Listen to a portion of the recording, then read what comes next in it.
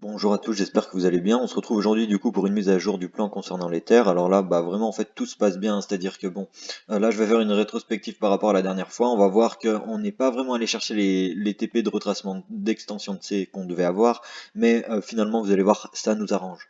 Alors en date, forcément on était quand on était le 3 mars, hein, épisode 28, on voyait du coup une correction en B se faire où notre extension de C allait chercher soit les 61,8% de Fibonacci, soit les 100. J'avais privilégié ceci parce que voilà, étant donné qu'on est vraiment dans un marché qui a une tendance haussière depuis des mois et des mois, généralement, bah voilà, on privilégie des plus bas qui sont plus hauts que les précédents plus bas. Donc c'est-à-dire que là, vous l'avez compris, si notre C aurait fini ici ou ici, ce plus bas là aurait été plus haut que celui-ci. Donc vraiment, c'est ce qu'on privilégie. Après, cependant, on sait que pour les vagues 2, on doit s'attendre à un retracement entre les 50 et les 61,8% de Fibonacci. Donc quand on revient sur notre cours, hein, donc voilà, la vague dont je parle est ici. Quand on revient sur notre cours, bah, on va prendre du coup notre Fibonacci de retracement et on va voir où on en est. Parce que voilà, je me place comme ceci. Et comme dit, la zone de rachat à privilégier quand on est dans une vague 2, ce sont les 50 à 61,8% de Fibonacci. Donc à l'heure où je vous parle, on les a touchés, hein. C'est-à-dire que vraiment la grosse zone de rachat, enfin du coup à privilégier est ici. Donc vraiment là il y a une très belle entrée en trade à tenter pour ceux qui voudraient tenter ceci. Donc je vais montrer ça vite fait rapidement. Et aussi voilà, ce que j'ai pas dit en début de vidéo, c'est que vraiment la vidéo va s'intéresser au décompte haussier. Vous vous rappelez, dans l'ancienne vidéo, on avait vu un décompte encore qui pouvait être baissier, étant donné qu'on pouvait potentiellement toujours aller chercher ces deux TP là qui sont verts, mais on avait du coup placé quand même un ordre d'achat à ce niveau-ci, avec un stop loss ici qu'on avait monté en bas de 4 du coup potentiel, et vous allez voir que bah, finalement, je pense que cette 4 se confirme encore plus. Alors après, voilà, hein. Comme dit ici, il s'avère que après que la vidéo soit publiée, on va péter cette zone des 61,8 et qu'on va même repéter ce plus bas qui se fait ici. Alors là, vous inquiétez pas, hein, je referai une vidéo, on mettra tout ça à jour et voilà. Mais pour le moment, on maintient ça. Étant donné que là, vraiment, on a fait un très beau retracement aux alentours des 50 à 61,8% de Fibonacci, on va voir si aussi ce retracement corrèle avec une extension de Vaxé, hein, de Vaxé en jaune. Parce que généralement, on aime bien trouver ça, on aime bien voir des sous-figures qui corrèlent avec des figures plus longues. Donc, quand je prends mon Fibo et mon aimant, je me place en racine de 1, je vais en sommet, je remonte là-haut, voilà, j'étends le Fibo pour qu'on voie bien, et qu'est-ce qu'on voit? On voit que on n'est pas allé toucher encore les 61,8% de Fibonacci, les 161,8% de Fibonacci ici, vous voyez. Donc on pourrait du coup très bien, peut-être potentiellement s'attendre, hein, même là il reste quoi? Il reste 31 minutes pour la clôture de la bougie. Bon, franchement, à voir. À voir aussi potentiellement dans celle d'après qui pourrait du coup venir écraser, aller prendre ces 161,8 et par la même occasion, vous vous rappelez cette ligne-là, c'est les 61,8 du retracement de 2. Donc voilà, c'est encore vraiment possible. Cependant, ceux qui voudraient, bah, entre guillemets, pas perdre de temps, mais bon, après voilà, hein, pas perdre de temps, voilà, moins on est patient en trading, plus nos positions sont faibles, hein. Donc bon, pour celui qui voudrait rentrer vraiment maintenant, hein, parce qu'après, vous l'avez compris, là, je vais mettre ça un peu en retrait parce qu'on a fini de travailler ceci, mais on va travailler notre extension de 3, donc je vais même mettre ça en plus épais pour que ce soit plus accessible, voilà. Après, on va travailler ces vagues-là, donc c'est pour ça, ça peut être assez intéressant. Donc là, vraiment, il y a deux possibilités pour celui qui veut tenter ce trade-là, hein. Donc c'est-à-dire que là, on prend notre position longue, on se place au market, hein, étant donné que là, on a une très bonne exposition. Alors, premier trade possible, c'est-à-dire placer son TP, son stop loss, vraiment au plus bas qui est connu ici. C'est vraiment agressif. On a un très bon ratio de 2,5, pardon, pas un ratio, une exposition de 2,51%. Après, deuxième possibilité, si toi tu penses que bah voilà, on peut encore avoir une extension de C qui va chercher ses 161,8, qui va prendre ce TP des 61,8, alors pourquoi pas descendre un peu plus bas. Vous voyez là, la ligne, elle s'arrête avec le mini plus bas qu'on nous a fait avec cette bougie, donc pourquoi pas placer son stop loss à ce niveau-ci, ce qui nous ferait une position de 6,26%. Et si vraiment tu veux faire ça vraiment vraiment safe, alors là, bah, le stop loss se place en bas de 4 à ce niveau-ci et on a une exposition de 12%, donc vous l'avez compris. Soit avec une exposition qui se fait ici, ici ou ici, le capital ne sera pas le même. Bon, ça c'est pas grave. On va en fait maintenant calculer l'extension de notre vague 3, hein, parce que c'est ça en fait qui va nous intéresser. Revendre en fait notre position qu'on prend actuellement et qu'on va splitter en différents TP. Alors ici, pour calculer notre vague 3, on va privilégier comme d'habitude les TP des 161,8% de Fibonacci, des 261,8 et des 423,6. Hop là, donc je place mon Fibo comme ceci. Et du coup, je reviens au TP du coup que on va privilégier. Donc, il y a les 161,8% de Fibonacci qui se trouvent aux alentours des 1946 $. Donc ça, le prix, c'est pas comment dire, c'est pas une valeur sûre, hein. C'est-à-dire que bon, c'est le prix selon mon exchange, mais en tout cas le Fibo ne change pas, hein, peu importe les exchanges. Donc c'est pour ça, basez-vous sur les Fibo et voilà.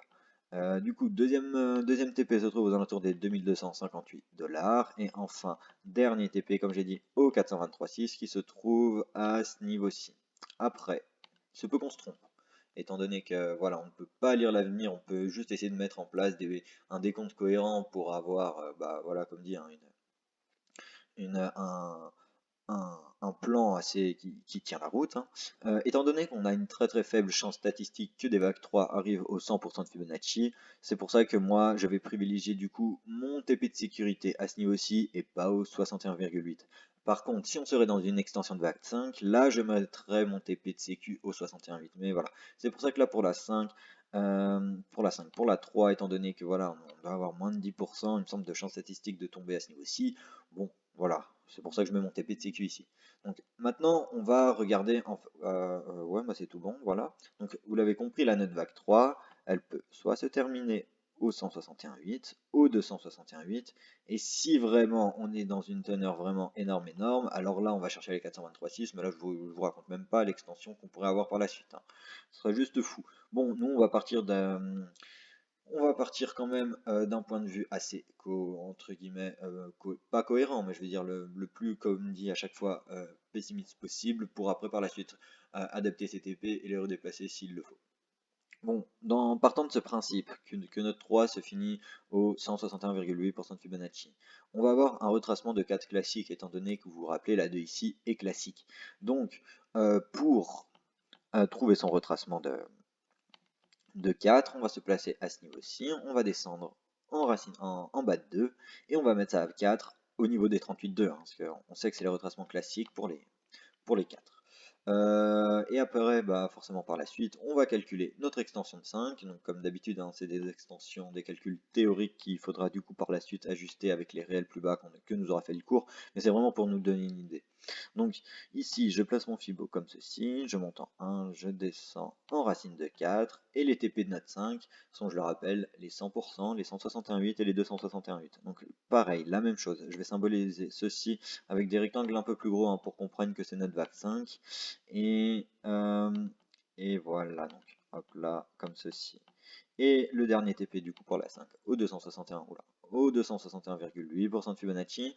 Donc bon, donc je vais dézoomer un petit peu, voilà, comme ceci. Donc ça, ces TP là, ils correspondent à notre 5 en bleu turquoise. Mais ça, vous voyez, c'est les 3 zones de revente à privilégier. Du coup, pour les personnes qui sont rentrées, soit comme indiqué en fait dans les dernières vidéos aux alentours des 1300 $, ou alors du coup même pour les personnes qui rentreraient ici. Si on a qui a envie de jouer cette vague 5, alors il faudra vendre ici. Cependant, ça c'est seulement les TP de revente de notre 5. Si vous l'avez compris, notre 3 finit au 161,8% de Fibonacci. Si notre 3, elle décide, bah, elle s'en fout de finir au 61,8, hein, elle va finir au 261,8% de Fibonacci. Alors attendez, je vais juste zoomer pour plus facilement prendre la vague. Hop là. Si notre 3, elle décide d'aller plus haut, et bah vous l'avez compris, hein, en fait, tous les TP de 5 qu'on vient de calculer actuellement seront revus à la hausse, hein. C'est-à-dire que là, bah, du coup, notre 4 remontera un petit peu aussi, et notre 5 ira chercher des TP plus haut. Bon, ça c'est un travail qu'il faudra faire du coup quand on aura vraiment un développement de 3 qui va commencer à se réaliser. Du coup, je crois que j'ai à peu près tout dit là, donc ouais, vraiment vidéo rapide, hein, étant donné que là je vais juste m'intéresser sur le plan boule, hein, parce que là ça sert pas à grand chose de revenir en fait sur le plan bear, parce que voilà, on nous a rien fait de vraiment concret de ce côté-là, mais on nous a vraiment fait quelque chose de plus concret, en tout cas pour le plan boule. Alors bah voilà, écoutez, les personnes qui sont rentrées en fait à ce niveau-ci, du coup, comme d'ailleurs je sais pas pourquoi ça n'est pas resté comme c'était, voilà, Là, j'ai mis un petit peu en dessous, mais vous l'avez compris, on l'a réellement mis au plus bas qui était connu. Notre stop loss, pour le moment, vous le laissez ici, vous ne le montez pas à ce niveau-ci. Ce serait vouloir être trop gourmand, trop rapide, et bah, se peut qu'on se prenne une chasse au stop, et finalement, bah, on aura maintenu un trade, bah voilà, depuis le 28 février, qui au final se sera fait prendre un stop juste parce que voilà, on aurait été un peu trop gourmand. Alors que par la suite, quand on voit les projections haussières auxquelles on peut encore s'attendre, hein, là, on voit ça nous ferait, est-ce que ça, ça nous ferait peut-être un mini ATH à ce niveau-ci, hein, à voir presque un ATH double top. Donc bon, vraiment une extension 2200, bah allez pourquoi pas, hein, donc c'est pour ça. Pas monter son stop loss trop vite, hein, parce que là on voit que vraiment. D'ailleurs, j'ai pas calculé les ratios, voilà, par rapport à nos TP de 5, donc on va faire ça vite fait, parce que je pense que vraiment là, c'est un trade très très intéressant, hein, surtout pour bah voilà, même pour les personnes qui du coup mettraient leur stop loss au plus bas qui est connu actuellement, ça serait vraiment incroyable. Donc, alors, c'est-à-dire que, enfin, incroyable, vous avez compris. Donc voilà, je place mon stop, comme dit, en bas de 2, hein, donc une exposition de même pas 3% d'ailleurs là. Il faut que je... Voilà, voilà comme ceci. Et après voilà, on voit ici notre premier TP. Voilà, on a un ratio de quoi? De 2,2. Ah, attendez, je vais juste. Ah, c'est vraiment. Le ratio est tellement faible que je l'étends juste un petit peu. Voilà. Ah, ouais, non, mais même pas de 2,2, déjà de 22. En fait, c'est fou. C'est fou, c'est fou. Je vais laisser ça comme ceci. Voilà. Donc là, déjà, premier TP. Donc, je sais pas. Euh, petite revente, hein, là, par exemple, je sais pas comment vous l'expliquez ça, mais par exemple, si vous décidez de vendre 20% de votre capital, et ben là, le ratio sera de 19 et vos 20% vont prendre une progression de 39%. Par la suite, ici, si vous vendez, je ne sais pas, 50% de votre capital, là, là, la partie qui sera revendue là aura un ratio plus ou moins, du coup, euh, corrélé, hein, bien sûr, un ratio corrélé, mais de 25, qui est juste énorme. Et enfin, dernier TP, un ratio de 36, mais c'est pour ça que je vous dis, c'est juste fou.